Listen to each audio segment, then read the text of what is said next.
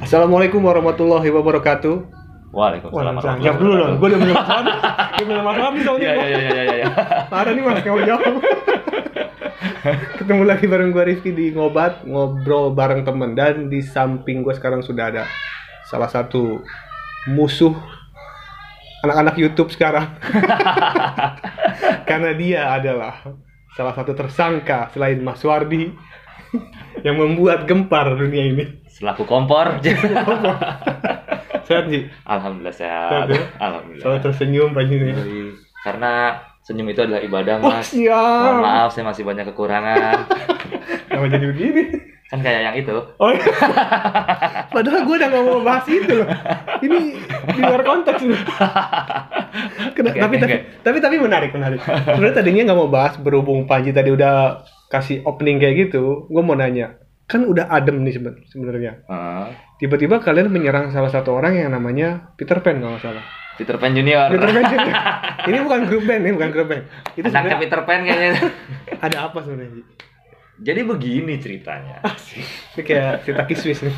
Kan kemarin itu dari tim fighter MMA memberikan challenge ya buat Master A, sebetulnya Master A. Oke. Karena supaya lebih gampang nyebutnya kan Master A, inisialnya aja kita sebut. Oke. Nah, memberikan challenge kepada Master A yang diantaranya berupa mecahin duren sampai batu-batu di bawahnya pecah dan sebagainya lah, bisa dilihat di YouTube yang pernah beredar sebelumnya. Tiba-tiba ini datang entah dari mana seseorang bernama Peter Pan Junior, mungkin anaknya Peter Pan atau masih saudara sama Tinkerbell, nggak tahu lah. Tiba-tiba datang, saya menerima challenge Bang Theo. Nah, Oke, berarti diterima dong. tapi kata dia dengan syarat ada income bagi kedua belah pihak, baik yang menang maupun yang kalah. Saya ingin bagi yang menang mendapatkan uang 9 miliar dan bagi yang kalah mendapatkan uang 5 miliar. Ada syaratnya? Ada syaratnya. Oh, Banyak nih syaratnya. Yang paling fenomenal aja deh, yang paling fenomenal yang kita bahas. Oke. Kalau dia sparring sama Bang Theo, kalau dia kalah, dia minta bayaran 5M. Kalau dia menang, dia minta bayaran 9M. Lah situ sokap. Itu gede juga sih. Di One Piece segitu nggak bayaran? Ya enggak lah, itu bayarannya Cody Garbrandt loh di UFC. Segitu ya, 5M? Iya, main cardnya UFC udah dapat segitu. Ya kali. Tapi dia mewakili Harimau Utara apa bukan? Nah tidak, itu dia. Makanya pertanyaan saya kan, waktu itu saya sempat komen di ini ya, di postingannya beliau Peter Pan Junior itu. Saya komen, lah situ siapa kok tiba-tiba mewakili gitu kan. Terus dia bilang, saya sebagai adiknya Master A, ingin mewakili atas dasar rasa persaudaraan. Saya merasa terpanggil katanya gitu. Nah sekarang kalau misalnya semua bisa diwakili begitu aja, besok banyak debt collector datang ke sini pasti. Agih saudara gua, nih kamu mewakili, kamu kan saudaranya. Atas dasar rasa persaudaraan maka kamu harus membayar hutang saudaramu. Kan nggak lucu juga kan kayak gitu. Ya logikanya gitu. Logikanya begitu aja. Berarti ini nggak ada hubungannya sama Harimau Utara berarti itu? Ya seharusnya nggak ada ya, kan orang nggak ada pernyataan langsung dari pihak HU, Master A dan HU, bahwa nih saya mewakilkan adik saya untuk menjawab challenge dari fighter MMA. Nggak ada pernyataan seperti itu. Pertama itu. Kedua juga ada beberapa info yang datang ke tim MMA ini bahwa si Peter Pan Junior ini bukan adiknya. Itu valid? Insya Allah valid. Dari sumber yang terpercaya. Oke. Tidak terkait dengan manajemen CC dan HU dan Master A. Bukan adik kandungnya juga. Cuma sering datang disebut adik, ya dipanggil adik lah namanya. Ini abang-abangan lah istilahnya kan. Kalau di silat, perguruan silat kayak gitu. Ya katakanlah begitu. Kalau emang mereka perguruan ya. Ya nggak tahu. Ya gitu. Terus? Ya udah, itu dia. Ya makanya nggak perlu terlalu dipikirin lah. Lagian situ siapa katanya nggak mau ikut MMA nih, timnya mereka nggak mau ikut MMA, ya kan, nggak mau bertanding MMA, mendiskreditkan MMA. Tiba-tiba mau nantangin fighter MMA. terus minta bayaran kayak begitu, kayak di MM aja, kalah dapat bayaran, menang dapat bayaran, ya kan. Di situ siapa nggak lucu aja gitu. Berarti nggak mengaruh buat kalian kayak gitu. Nggak. Berarti tidak, maksudnya ini udah sekian lama nggak ada kabar lagi. Jadi kalian mau datang apa nggak sih untuk menyelesaikan masalah ini? Oh ya pasti dong. Pasti datang. Ini udah dikonfirmasi pasti datang. Pasti datang. Orang-orang yang selama ini bikin video tentang mereka akan datang semuanya. Insya Allah datang. Kapan belum tahu. Masih dirahasiakan dong ya. Kita ngopi dulu Pak. Ngopi dulu boleh. Tapi jangan pakai abu rokok ya.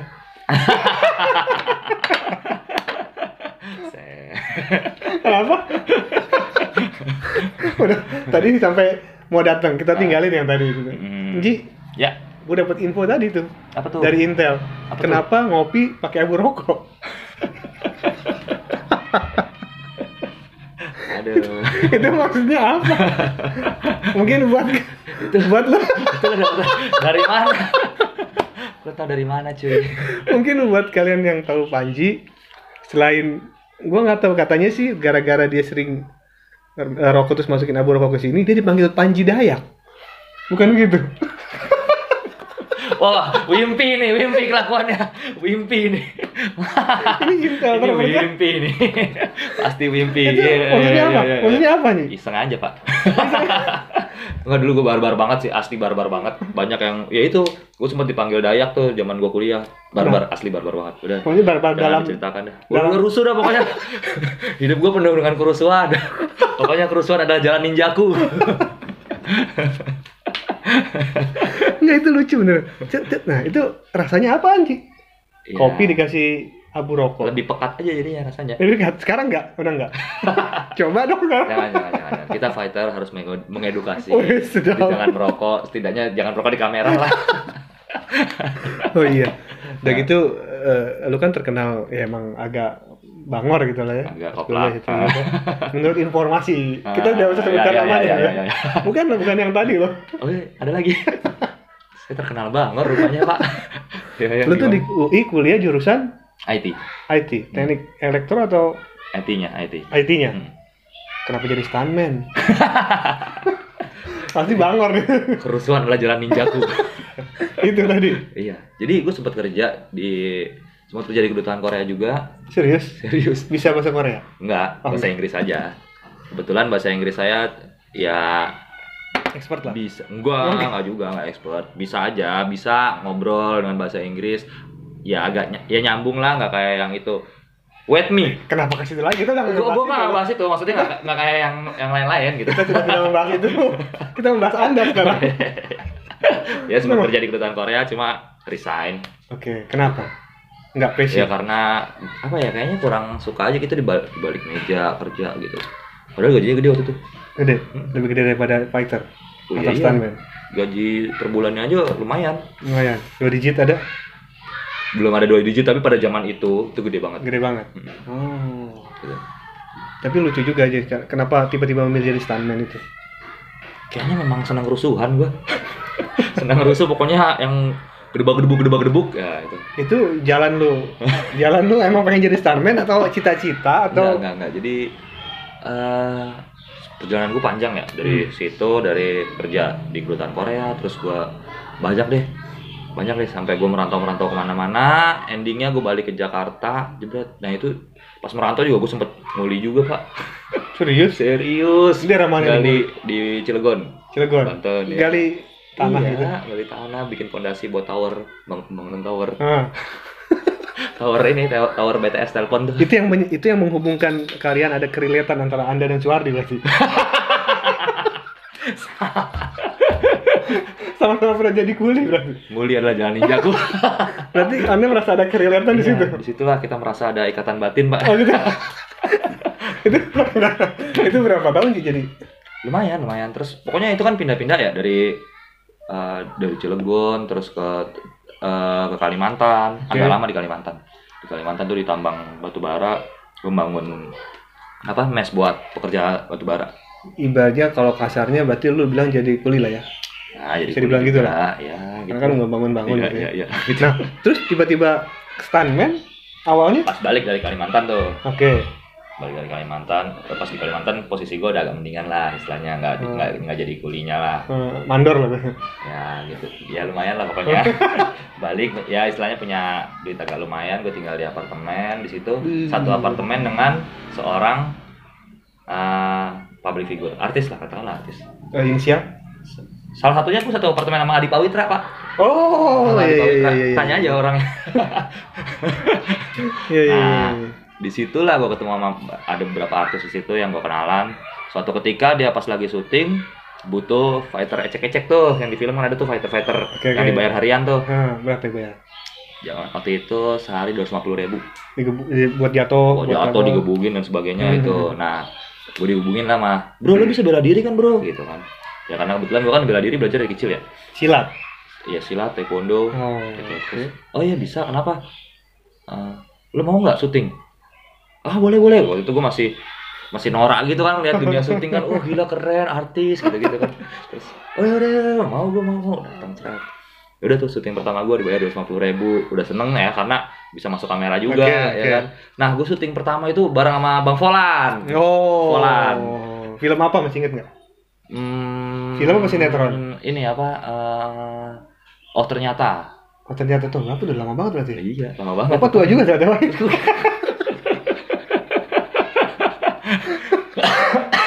Sampai batuk minum. Ini nggak ada abunya kok. Nggak ada abunya ini. Ya itu. Disitulah. Waalaikumsalam. Tadi sampai maaf keputus ada tamu barusan. Ya, jadi sampai ya itu pertama kali gue syuting bareng sama Bang Volan. Gitu. Pas nonton di filmnya kelihatan muka? Kelihatan. Enggak, itu yang paling pertama itu kelihatannya tipis-tipis doang. Awar-awar lah istilahnya kalau di dunia perfilman, awar-awar. Tapi heboh tuh, udah heboh. Udah film gitu. Enggak sih, gue nggak seheboh itu juga. Nah setelah dari situ tok, nah baru gue jadi pemain beneran lah. Pokoknya istilahnya di situ muka gue kelihatan, gue dapet peran. Nama ditulis juga di credit title ya kan. Ada tuh seneng tuh. Udah seneng banget. Tapi cuma untuk film doang atau sinetron pernah? Itu kayak ternyata itu kan dia mini series ya. Mini series gitu, terus kemudian FTV. Jadi penjahat mas ini. Jadi penjahat mulu gue. Kayaknya nggak punya bakat jadi orang baik. Tapi pas di film gue sendiri, yang film layar lebar gue, jadi orang baik gue, walaupun jahat.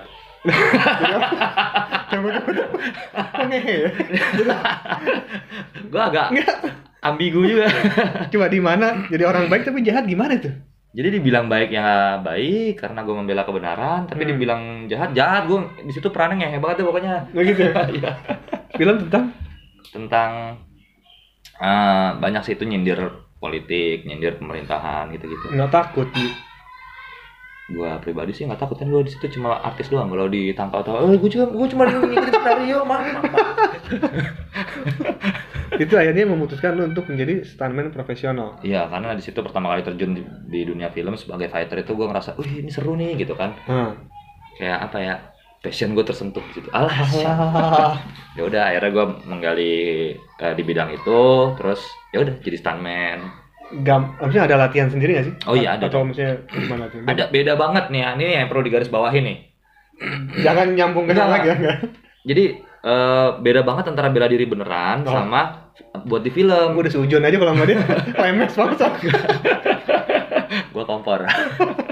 Bedanya? Beda banget, gerakannya tuh beda banget. Kalau di bela diri beneran untuk pertandingan ya, terutama kita kan gimana caranya biar kena. Iya, betul. Mukul orang biar kena, mukul orang biar sakit, nendang pun begitu. Gerakan kita digunakan seefektif mungkin. Iya, betul. Kalau bisa jangan sampai lawan kita sadar kita mau mukul.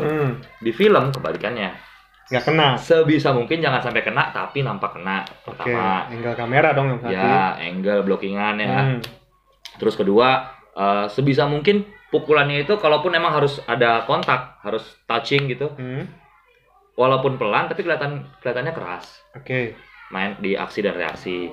Berarti lu ada misalnya kalau seandainya orang lain membuat video seperti itu misalnya bela diri gitu, akan ketahuan itu yang betulan mana yang bohongan mana. Betul. Lu ngerti lah. Bisa kelihatan pasti ngerti lah. Gitu ya. Termasuk kalau buat fight beneran nih, bela diri beneran ya, maksudnya untuk di pertandingan atau untuk fight dalam artian bener-bener fight gitu. Itu kan kita sebisa mungkin jangan sampai lawan tahu kita mau nyerang. Pukulannya tuh ya seefektif mungkin, seefisien mungkin. Tapi kalau di film kita sebisa mungkin gimana caranya biar si lawan tahu bahwa kita mau mukul gitu kan. Jadi dia bisa bereaksi. Entah itu ketika mukul kita harus teriak, "Wah!" Nah, itu ciri-ciri utama tuh. Oh gitu. Kalau buat ada clue-nya tuh ya? Iya. Kita main cue. Serat gitu. Cue-nya tuh teriak pasti. Makanya kalau lo ngeliat ada orang yang kalau fighting, nah itu biasanya buat film. Oh gitu. Ini bukan nyindir seseorang. Enggak. Sudah terlihat. Saya padahal tidak membahas itu. Kenapa mulutnya ke situ terus? Gue nggak nyindir loh, sumpah gue nggak nyindir. Tapi memang begitu kalau di film. Kalau dia merasa tersindir ya itu salah sendiri. Teman-teman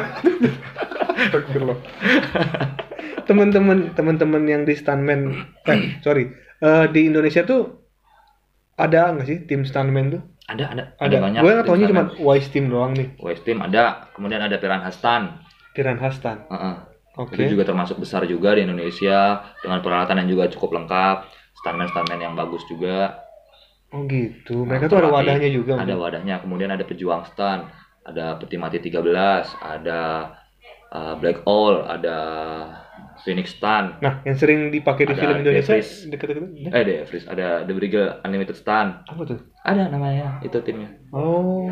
Nah, itu mereka wadah gitu emang ada dibuat khusus untuk stuntman atau gimana? Iya, jadi sekolahnya atau gimana sih berarti? Iya, jadi mereka membentuk tim stuntman katakanlah di sini dia mereka membentuk tim, kemudian ada yang bentuk tim lagi, mereka latihan bareng di situ sambil ngulik-ngulik. Katakanlah ini film action, wah ini gila gerakannya keren nih, kayak gini. Ya kulik gimana caranya biar dapat safety-nya. Katakanlah jatuh kan juga nggak sembarangan ya. Gimana caranya biar kita jatuh kelihatan sakit tapi safety. Atau ya tabrakan mobil atau apa, gimana caranya biar safety. Nah itu dikulik mempelajari tekniknya. Nah, berbicara jadi stuntman, adegan yang paling sulit ketika lo jadi stuntman ada nggak? Ada. Kayaknya mobil kah jatuh atau motor kah sampai cedera gitu, pernah? Oh pernah. Apa? Adegan apa? Pernah gue jatuh dari ketinggian, kena sikut gue kena rusuk sendiri. Serius? Itu cedera? Cedera langsung diam di tempat gue. Kaku pernah. Terus yang paling parah sih ada sih. Pas? Gue nggak butuh jago berenang kan ya. Adegannya di laut pak. Kram gue. Udah tenggelam. Terus selamatin? Gue udah sahadat pak. Udah sahadat pak itu. Ingat ya langsung deh. Iya langsung ya. Lewat ini gue nih kayaknya. Nyawa gue di sini doang ini ya. Udah sahadat. Sudah Rasulullah udah. Ngambang. Giliran gue udah pasrah diem ngambang. Udah. Maksudnya orang tim itu ngiranya lu lagi acting atau? Mungkin begitu karena kan adegannya tengah laut. Dia pakai kamera tele dari pinggir laut pak. Kan nggak kelihatan gue ini apa gitu. Iya. Jadi gue ternyata beneran. Tahu selusup. Udah gitu gue makin gerak kan makin ini kan makin tenggelam kan. Udah pulang ya. Oh iya pak. Makin gue gerak kan makin tenggelam ya kan. Akhirnya ya udah gue di situ pasrah ya kayaknya udah lewat nih udahlah. Ternyata masih di sini. Alhamdulillah nih. Nah dari stuntman yang lu dapet apa sih? Ke uang maksudnya uang rumah atau apa gitu ketenaran materi. Bagaimana bisa tenar sih muka juga kagak kelihatan pak. Ya siapa tahu kan banyak film-film PH yang ngajak main itu gitu. Dia kelebihannya adalah ya lu punya nama di dunia action juga. Dunia perfilman kan kecil ya istilahnya. Iya kecil jadi istilahnya orangnya itu lagi. Jadi yang misalnya gua nonton film action nih kayak filmnya The Raid gitulah. Pasti lu itu juga orangnya. Itu lagi. Nggak jauh-jauh orangnya itu lagi. Oh gitu. Iya. Nah jadi dari misalkan katakanlah nih sebuah PH butuh stuntman untuk film. Ya ntar paling yang di calling ya orangnya ya dari tim-tim yang ada ini, ntar mereka bisa manggil kalau kekurangan bantuan kekurangan personel mereka bisa manggil ke tim yang lain gitu. Oh jadi saling membantu gitu, nggak ada yang menjatuhkan nggak?